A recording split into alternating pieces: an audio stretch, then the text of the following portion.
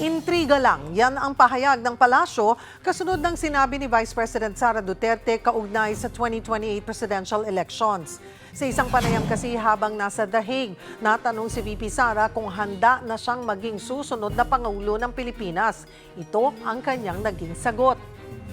We can only pray that there will be a presidential elections on 2028 and it will be honest, orderly, and peaceful.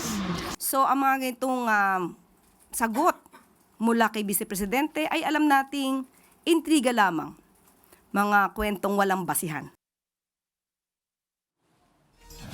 Si Senator Raffy Tulfo naman, final na raw ang desisyong hindi tatakbo sa pagkapangulo sa 2028 elections. Kasunod ito ng pagtabla nila ni VP Sara sa ginawang mock presidential match-up ng Pulse Asia noong February 27 hanggang March 2.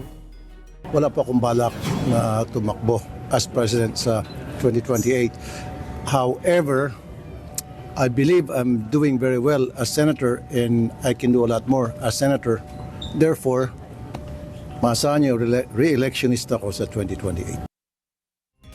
Si Senator Risa Ontiveros naman na mababa pa ang pwesto sa isa pang survey, sinabing nirerespeto niya ito pero hindi pa raw tapos ang laban.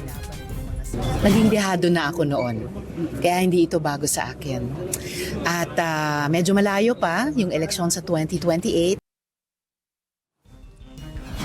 Inilista rin sa survey ang pangalan ni Naga City Mayor Leni Robredo na nauna nang nagsabi na hindi siya tatakbong Pangulo.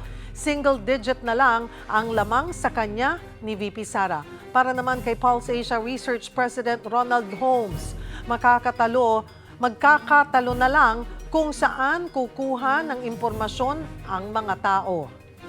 Sa aming larangan in political science, may mga literatura nagsasabing meron tinatawag na bandwagon effect. Pero natatabla nga ito nung sinasabing underdog effect.